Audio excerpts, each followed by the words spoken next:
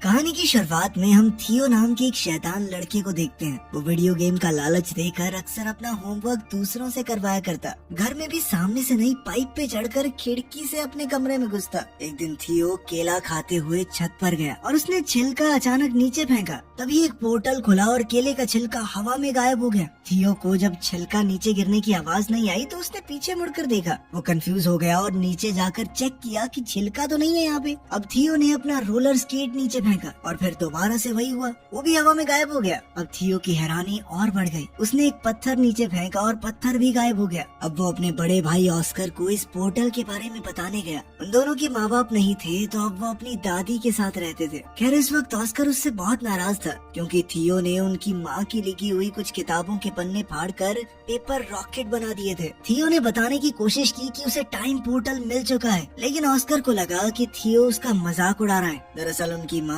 अचानक ही कहीं गायब हो गई थी। जहाँ एक तरफ थियो सोचता था कि वो किसी के साथ भाग गई, वहीं ऑस्कर का मानना है कि वो एक काबिल साइंटिस्ट है जो कि टाइम पोर्टल्स को ढूंढ रही थी और शायद अब किसी और समय में फंस चुकी है। वो उनकी रिसर्च को समझकर अपनी माँ को वापस लाना चाहता था। अब दोनों भाइयों में लड़ाई बढ़ती जा रही थी। इसी बीच दादी ने उन्हें कुछ खाने के लिए बुला लिया। दादी के आगे वो दोनों शांत रहे, लेकिन दादी के जाते ही दोबारा बहस शुरू हो गई। ऑस्कर ने गुस्से में थियो को एक आधी गाली बक दी, जिसके बाद थियो ने गुस्से में ऑस्कर का टर्टल पोर्टल में फेंक दिया। ऑस्कर बेचैन होकर हर जगह अपने प्यारे टर्टल को ढूंढने लगा, जिसके ना मिलने पर ऑस्कर ने हर जगह अपने टर्टल की मिसिंग पोस्टर्स लगाए। ऑस्कर उस टर्टल के बहुत करीब था। वो उससे अलग होकर बस रोता रहता। जल्द ही थियो को अपनी गलती का एहसास हुआ और उसने सब कुछ ठीक करने के लिए पोर्टल में कूदने का सोचा। पोर्टल में कूदते ही थियो भी वहाँ पहुँच गया जहाँ सब कुछ पड़ा था जो उसने पोर्टल में फेंका था। टर्टल भी वहीं पर था। थियो टर्टल को लेकर घर चला गया और वापस वहीं रख दिया, जिसके बाद वो चुपचाप सो गया। लेकिन अगली सुबह कुछ बहुत अजीब हुआ। थियो अभी सो ही रहा था, लेकिन ऑस्कर काम के लिए तैयार हो गया। अब ऑस्कर की उम्र काफी बढ़ चुकी थी। थियो दरअसल उस पोर्टल की मदद से 1990 से 2022 में आ गया था। यहाँ ऑस्कर एक फिजिक्स का प्रोफेसर है। जल्द ही ऑस्कर डेविड नाम के एक आदमी की दुकान पर कुछ सामान लेने गया। कुछ देर बाद इस दुकानदार की बेटी एलिना भी वहाँ आ गई। डेविड और एलिना काफी समय से अच्छे दोस्त हैं। डेविड बचपन से एलिना को पसंद करता था, बस कभी कह नहीं पाया। एलिना का डाइवोर्स हो चुका था और अब वो 2 बच्चों की माँ थी, लेकिन ऑस्कर के मन में अब भी उसके लिए प्यार था। एलिना ऑस्कर की यूनिवर्सिटी में ही इंग्लिश प्रोफेसर है। घर पर थियो उठा और ऑस्कर को ढूंढने लगा। उसने टर्टल को उठाया और दादी के पास गया। दादी अब काफी बूढ़ी हो चुकी थी और वो थियो को पहचान नहीं पाई। जब ऑस्कर ने थियो को देखा तो वो चौंक कर बेहोश हो गया। जब ऑस्कर को होश आया तो उसने पूछा कि क्या ये सच में तुम ही हो थियो? थियो भी कंफ्यूज हो गया। उसने ऑस्कर से पूछा कि तुम कौन हो और मेरा नाम कैसे जानते हो? ऑस्कर ने बताया कि मैं तेरा बड़ा भाई हूँ, और कौन? अब थियो ये देखकर हैरान रह गया कि तू एक दिन में इतना बड़ा कैसे हो गया बे? थोड़ी बातचीत के बाद उन्हें समझ आया कि थियो किसी तरह 2022 में पहुँच चुका है। उनकी बात उस वक्त के बारे में हुई जब ऑस्कर थियो पर गुस्सा था मॉम के नोट्स फाड़ने के लिए। थियो ने ऑस्कर को अपनी माँ की वो रेड ड्रेस वाली तस्वीर दिखाई। थियो परेशान होकर 1992 में वापस जाना चाहता था क्योंकि उसे डर था कि अगर लेट हो गया तो दादी उस पर चिल्लाएगी। थियो छत पर गया ताकि वो पोर्टल में वापस कूद पाए, लेकिन जैसे ही उसने पत्थर फेंका वो गायब हुआ ही नहीं। ये वाला पोर्टल तो 2022 में बंद हो गया था। थियो परेशान हो गया कि वो पोर्टल बंद कैसे हो सकता है। इस पर ऑस्कर ने उसे समझाया कि टाइम ट्रैवल इतना सीधा नहीं है। जिस रास्ते तुम यहाँ पर आए हो जरूरी नहीं वो पोर्टल वापस भी जाता हो। अब ऑस्कर ने सोचा कि एक नया पोर्टल ढूंढना पड़ेगा ताकि 2022 से 1990 में वापस जाया जा सके। इस बारे में जानकारी इकट्ठा करते हुए ऑस्कर थियो को अपने सीनियर प्रोफेसर के पास ले गया। उसने बताया कि 2022 में साइंस और टेक्नोलॉजी ने काफी तरक्की कर ली है, लेकिन टाइम पोर्टल जैसी कोई चीज नहीं हो सकती। प्रोफेसर की बात सुनकर दोनों भाई वहाँ से वापस आ गए। थियो मॉडर्न दुनिया को देखकर काफी हैरान था। उसने ऑस्कर का फोन देखकर पूछा कि ये क्या है। ऑस्कर ने समझाया कि ये एक फोन है, लेकिन पुराने फोन्स की तरह इसमें नंबर घुमाने नहीं पड़ते, ना ही इसमें कोई तार है। ऑस्कर ने थियो को शांत करवाते हुए कहा कि अभी हमें पोर्टल को ढूंढने पर ध्यान देना चाहिए। तुम्हें 1990 में वापस जाना है कि नहीं? तभी थियो ने ऑस्कर को बताया कि मुझे हाथ से लिखी हुई एक लिस्ट मिली थी माँ के पेपर्स में, जब मैं वो रिसर्च वाले पन्ने फाड़कर रॉकेट बना रहा था। मैंने तुम्हें परेशान करने के चक्कर में वो डिक्शनरी में छुपा दी थी। हो सकता है उसमें कुछ मिल जाए। उन दोनों ने दादी से उस डिक्शनरी के बारे में पूछा तो दादी ने बताया कि उसने वो डेविड को दे दी थी। अगले दिन वो सुबह उठे तो ऑस्कर ने बताया बताया कि वो डेविड से मिलने जा रहा है और थियो को चुपचाप घर पर रहने को कहा कि कहीं जाइयो मत। लेकिन थियो चुपचाप घर से बाहर निकलकर एक बड़े से मॉल में पहुंचा। मॉल में गैजेट्स को देखकर थियो एकदम हैरान हो गया। खास तौर पर उसने वीआर हेडसेट को इस्तेमाल करते हुए गलती से उसे तोड़ दिया। फिर ऑस्कर को वहाँ बुलाया गया जिसे सारे नुकसान की भरपाई करनी पड़ी। ऑस्कर ने थियो को बात न सुनने के लिए डांटा और फिर वो दोनों डेविड के डिपार्टमेंटल स्टोर में गए वो डिक्शनरी ढूंढने के लिए। डेविड ने बताया कि उसने डिक्शनरी घर पर रखी है। तभी वहाँ एलिना आई। थियो बहुत हैरान है कि एलिना बड़ी होकर इतनी खूबसूरत कैसे हो गई। तभी एलिना ने पूछा कि ये बच्चा कौन है, इसे मेरा नाम कैसे पता। इस पर ऑस्कर ने झूठ कह दिया कि ये मेरे कजन का बेटा है। ऑस्कर ने किसी तरह बात बदली और फिर एलिना ने दोनों को अपने घर में बुलाया जहाँ उसका बेटा बेटी वीडियो गेम खेलने में बिजी थे। थियो इन वीडियो गेम्स को देखकर बहुत इम्प्रेस हो गया और एलिना के बेटे जेन के साथ खेलने लगा। ऑस्कर को वो लिस्ट डिक्शनरी में मिल गई तो उसने थियो से कहा कि अब घर चलने का वक्त हो गया है। लेकिन थियो को वीडियो गेम खेलने में इतना मजा आ रहा था तो एलिना ने कहा कि थोड़ी देर खेलने दो इसे, मैं इसे खुद तुम्हारे घर छोड़ने आ जाऊंगी। लेकिन खेलते हुए एलिना के बच्चों ने थियो का मजाक उड़ाना शुरू कर दिया क्योंकि उसे आज के वीडियो गेम्स का कोई आइडिया ही नहीं था। ये लोग तो टाइम भी एलेक्सा से पूछते हैं।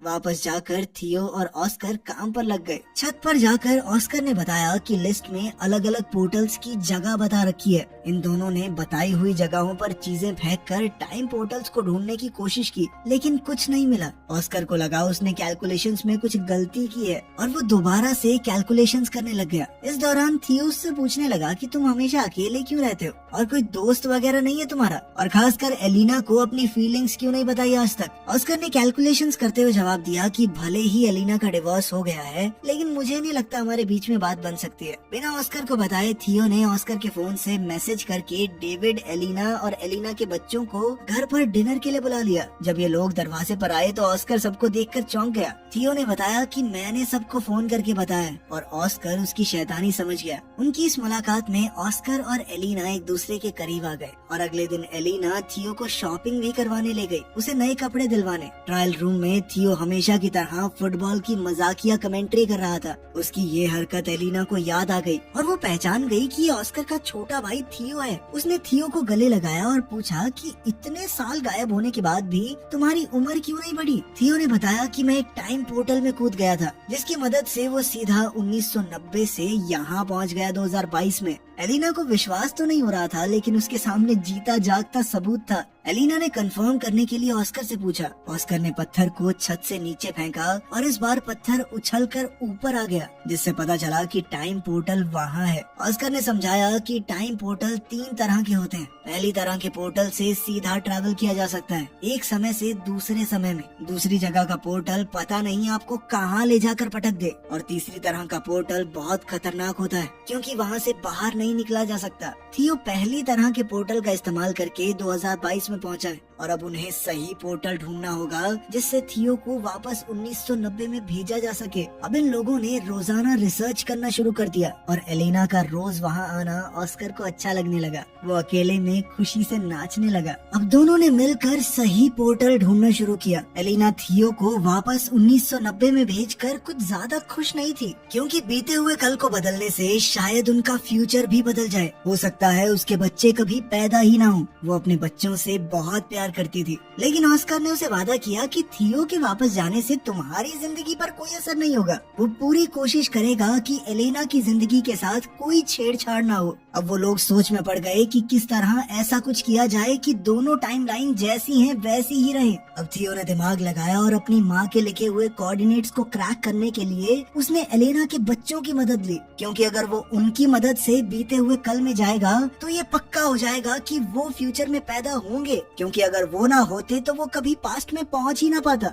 अब तीनों ने मैप का इस्तेमाल करके एक बीच का रास्ता ढूंढा जो थियो के हिसाब से एक टाइम पोर्टल है। उसकी मदद से वो 1990 में वापस जा सकता है। एक्साइटेड होकर थियो ने बीच के पानी में छलांग लगा दी और ना चाहते हुए भी ब्रेंडा और नेथन को उसके साथ कूदना पड़ा। किनारे पर पहुंचते ही वो सब हैरान रह गए क्योंकि वो शहर जहाँ से वो आए थे वहाँ अब सिर्फ पहाड़ थे, जिससे ये पता चला कि अभी वहाँ पर शहर बसा ही नहीं है। मतलब वो पास्ट में तो पहुँच चुके थे लेकिन बदकिस्मती से 1990 की बजाय ये लोग और भी पीछे 1949 में आ चुके हैं। अब एक अनजान जगह पर फंसे हुए वो तीनों ये समझने की कोशिश कर रहे थे कि आखिर उनके साथ हुआ क्या। दरअसल इन तीनों ने दूसरी तरह के पोर्टल का इस्तेमाल किया था जो उन्हें किसी भी रैंडम समय में पहुंचा देता है।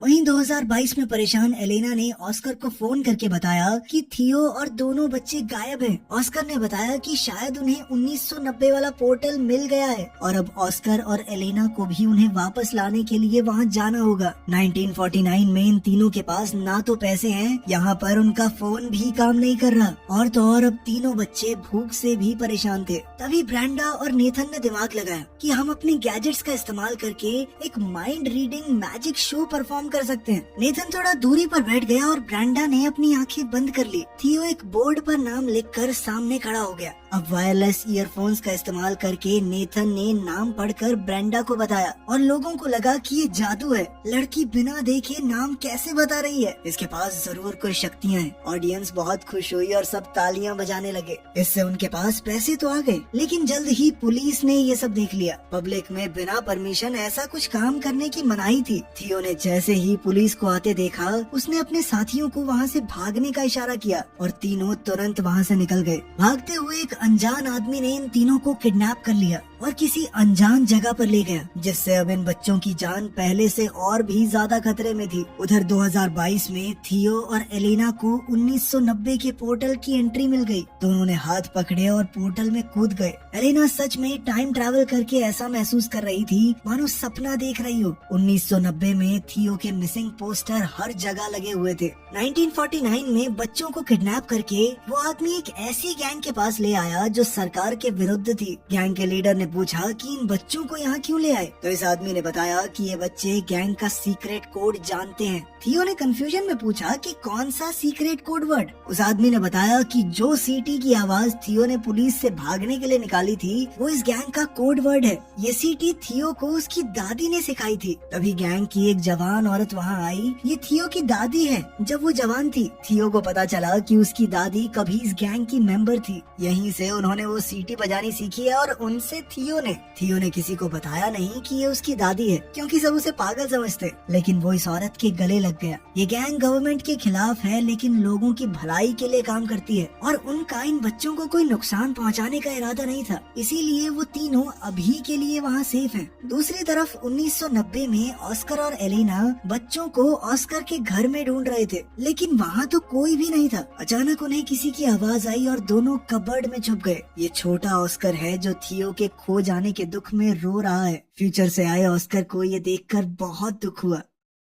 1949 में तीनों बच्चे उस गैंग के रहन सहन में ढलने शुरू हो गए थे, क्योंकि उन्हें लग रहा था कि वो जिस पोर्टल से यहाँ आए हैं वापस नहीं जा सकते। थियो की जवान दादी भी उनके साथ है, इसलिए थियो को ढलने में ज्यादा मुश्किल नहीं हो रही थी। थियो ने मौका देखकर अपनी दादी से कहा कि हमारे साथ एक फोटो ले लो और साथ ही अपनी दादी से कहा कि इस फोटो को हमेशा संभाल कर रखना। जब आप बूढ़े हो जाओगे तब भी इसे फ्रेम करवा के रखना। इससे साल 1990 में दादी के फोटो फ्रेम में अचानक चेंज आ गया। अब इस फोटो में थियो, ब्रेंडा और नेथन भी दादी के साथ हैं। थियो ने 1949 में इस फोटो के पीछे टाइम पोर्टल के कोऑर्डिनेट्स भी लिख दिए, जिससे 1990 में मौजूद ऑस्कर और एलेना को उसे ढूंढने में मदद मिल जाए। अब ऑस्कर और एलेना को लगा कि उन्हें वापस 2022 में जाना होगा ताकि वो सही पोर्टल से 1949 में पहुंच सकें और तीनों बच्चों को बचाकर वापस ला सकें। एक बार 1949 में पहुंच गए तो सब लोग 2022 में जाएंगे और वहां से थियो को 1990 में वापस भेज देंगे। ऑस्कर और एलेना पहले 2022 में वापस गए और थियो के दिए हुए कोऑर्डिनेट्स का इस्तेमाल करके 1949 में पहुंचे। वहाँ थियो ने दादी की गैंग के मेंबर्स को बताया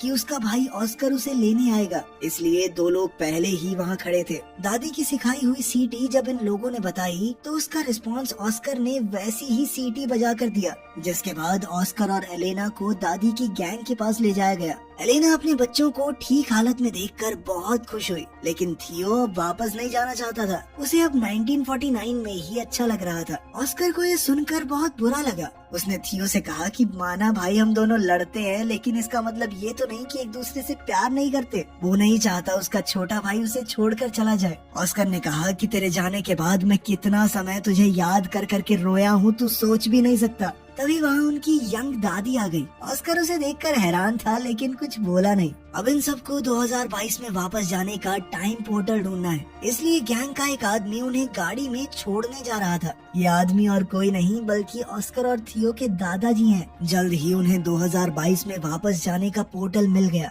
और अब ऑस्कर ने थियो को वापस 1990 में भेजने की तैयारी कर ली। वो वाला पोर्टल वो पहले ही ढूंढ चुके थे उस कंस्ट्रक्शन साइट पर। थियो वापस नहीं जाना चाहता था क्योंकि 1990 में उसके पास कोई नहीं है, उसके माँ बाप नहीं थे, वो बहुत अकेला महसूस करता था। उसने ऑस्कर से कहा कि मैं अब तुम्हारे साथ रहना चाहता हूँ, तुम मुझे थोड़ी थोड़ी पापा की याद दिलाते हो। ऑस्कर ने बड़े प्यार से थियो को गले लगा लिया और समझाया कि 1990 वाला ऑस्कर भी बहुत अकेला है, उसे थियो की वहाँ बहुत जरूरत है। अगर तुम अच्छे से रहोगे तो मैं वादा करता हूँ कि मेरा छोटे वाला वर्जन भी तुम्हारा बहुत ध्यान रखेगा। ना चाहते हुए भी थियो 1990 में चला गया, जहाँ उसके वापस आने से ऑस्कर की खुशी का ठिकाना ही नहीं रहा और उसकी दादी ने भी उसे बहुत प्यार किया। जब थियो से पूछा गया कि वो कहाँ था तो उसने दादी को एक झूठी कहानी सुना दी कि उसे एक गैंग ने किडनैप कर लिया था। थियो के जाने से परेशान और कंफ्यूज्ड अब ऑस्कर भी इस बात पर भरोसा करने लगा कि शायद उनकी माँ सच में उन्हें छोड़कर चली गई है और फ्रस्ट्रेट होकर माँ की किताबों को उसने फेंकना शुरू कर दिया। लेकिन थियो ने वहाँ आकर अपने टाइम ट्रैवल की पूरी कहानी ऑस्कर को बताई। उसने ऑस्कर को 2022 का फोन भी दिखाया। ऑस्कर को उसकी कहानी पर पूरा भरोसा तो नहीं हुआ, लेकिन फोन देखने के बाद वो उसकी बात को झुकला भी नहीं पाया। दोनों भाइयों ने अब कभी भी टाइम पोर्टल का इस्तेमाल ना करने का फैसला किया और वर्तमान समय में खुश रहने का वादा भी। अब 2022 में दोनों भाई एक साथ हैं और जैसे ही घर की घंटी बजी, थियो ने ऑस्कर का मजाक उड़ाते हुए कहा कि तुम्हारी गर्लफ्रेंड एलेना आई होगी। थियो ने ऑस्कर से कहा कि अब तो अपने मन की बात बता दे उसे, डाइवोर्स भी हो गया उसका। थियो ने जानबूझकर ऑस्कर को पहले ये सब नहीं कहा क्योंकि अगर वो ऐसा कर देता तो एलिना के बच्चे कभी पैदा ही ना होते और एलिना की जिंदगी पूरी तरह बदल जाती, जो उसने वादा किया था कि वो नहीं बदलेगा। लेकिन अब बिल्कुल सही वक्त था, बच्चे भी पैदा हो चुके, डाइवोर्स भी हो गया। ऑस्कर ने जैसे ही दरवाजा खोला तो एलेना बाहर ही खड़ी थी और यहाँ से इनकी जिंदगी को एक नया मोड़ मिल सकता है। अब आखिर में सीन बहुत ही पुराने वक्त का दिखाया जाता है। एक पोर्टल खुला और उसमें से एक औरत निकली। ये वक्त बहुत पुराना है और लोगों को साइंस के बारे में कुछ भी नहीं पता। ये औरत कोई और नहीं बल्कि थियो और ऑस्कर की माँ है। दिखाया जाता है कि वो एक साइंटिस्ट है तो वो लोगों को साइंस के बारे में पढ़ाने लगी, जिससे फ्यूचर में बहुत ज्यादा बदलाव आ सकता है। यहीं पर कहानी खत्म होती। तो आपके हिसाब से थियो को अपने भाई को पहले ही मना लेना चाहिए था कि लड़की से बात कर ले, हो सकता है उसका कभी डाइवोर्स ही ना होता और वो खुशी खुशी रहने लगते। कमेंट्स में जरूर बताना। मिलते हैं अगली वीडियो में।